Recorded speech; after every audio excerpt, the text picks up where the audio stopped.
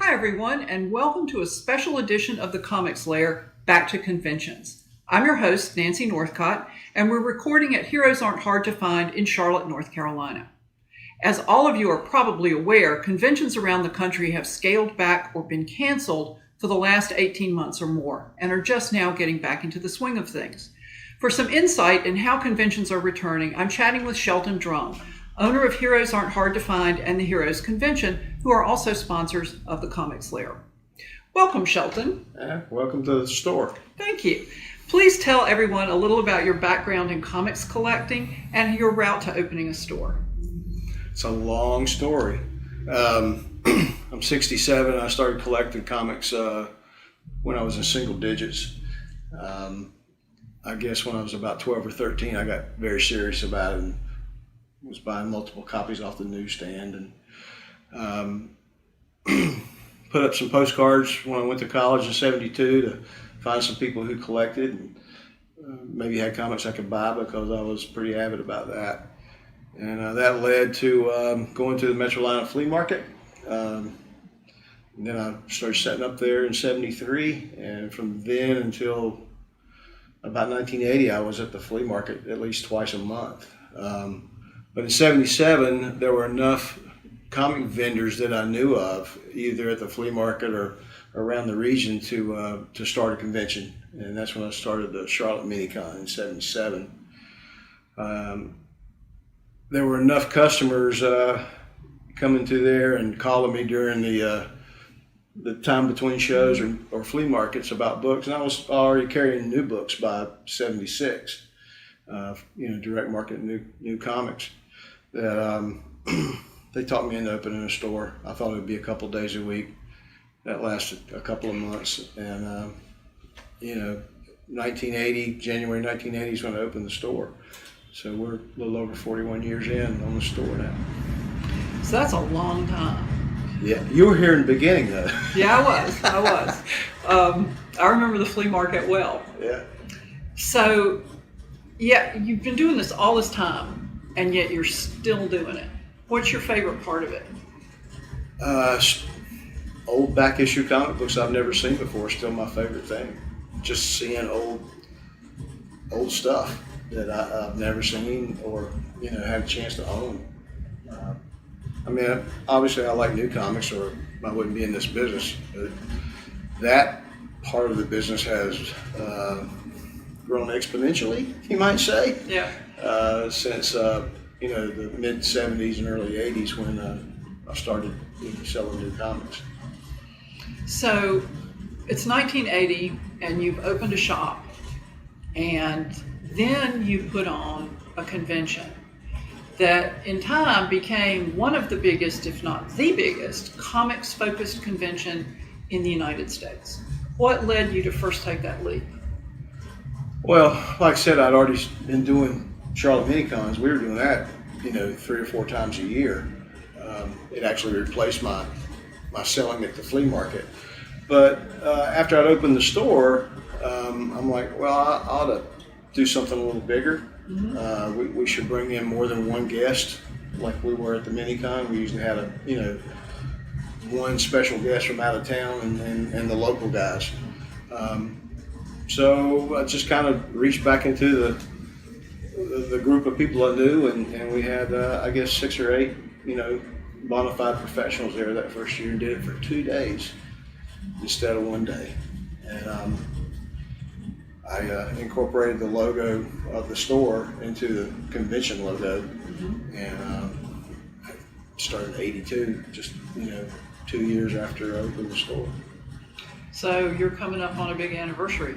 It will be 40 years since the first one. We haven't had 40 shows because we missed a couple of these last 2 years. Yeah. And I actually missed one in the late 80s. There was a death in the family that kind of threw the whole thing off kilter.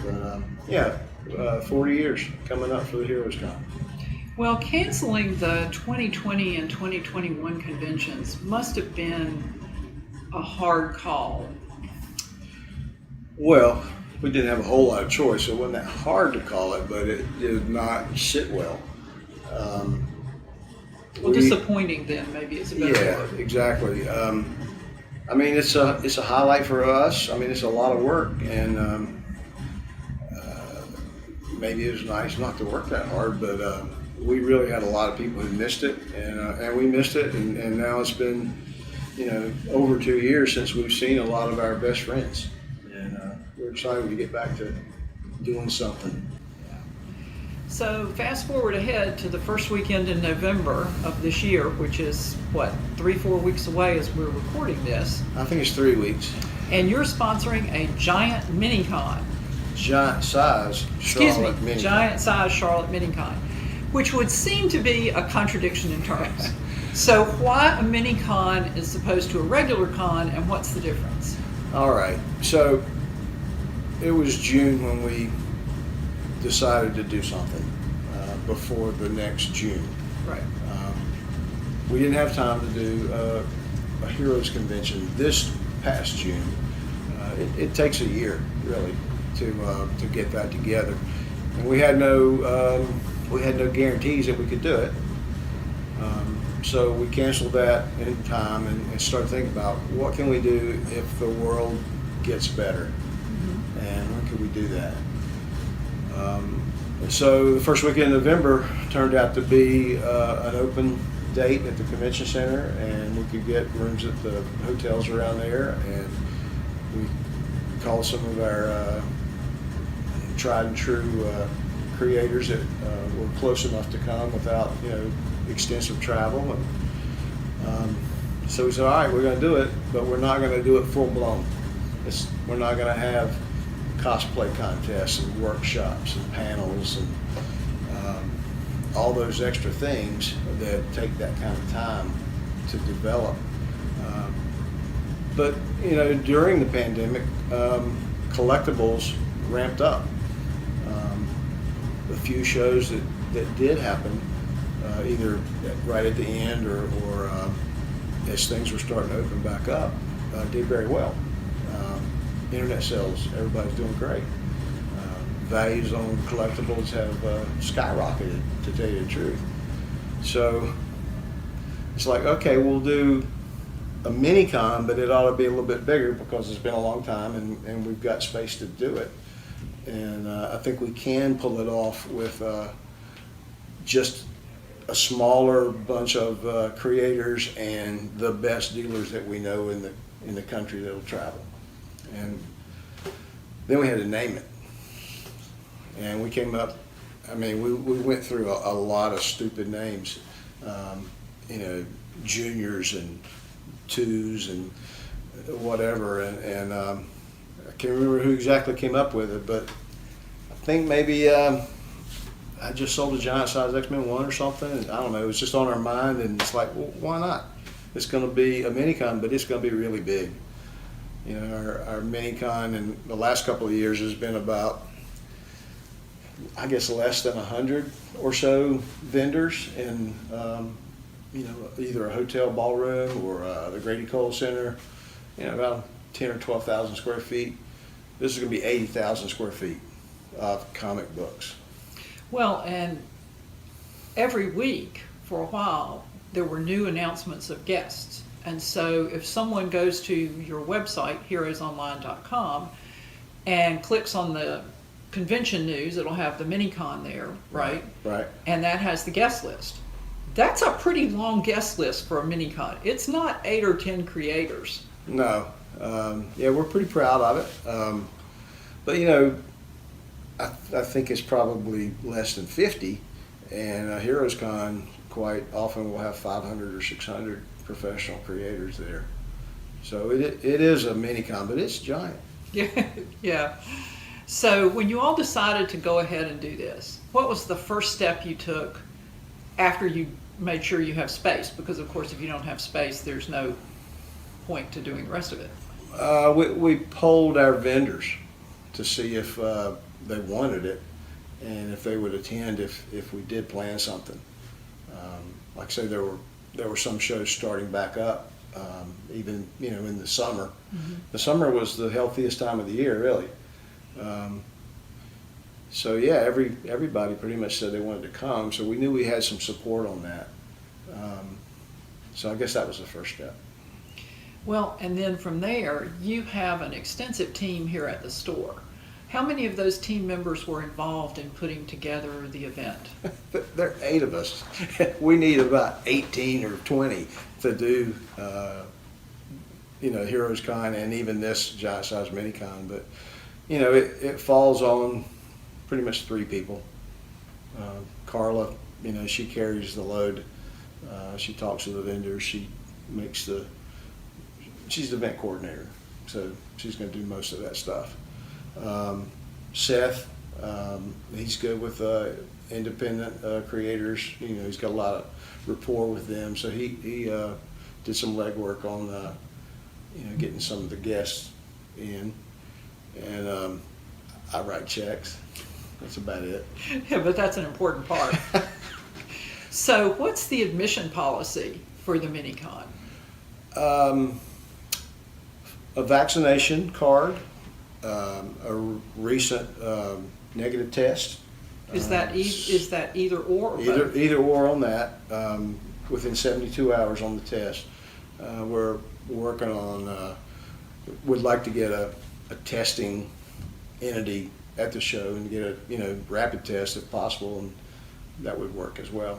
But there's a mask mandate for the city and the county of Charlotte-Mecklenburg, so that's there. Well, is there anything in the ticket purchase that reflects the canceled shows? Yeah, they're free.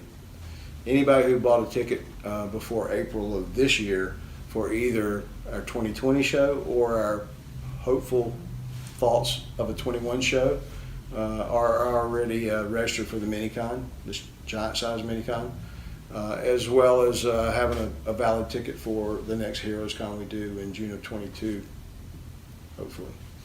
Well, if somebody doesn't have any of those prior registrations and they just want to walk up on the day and they've got the card and or the test, what's the gate? What's the cost? It's $10.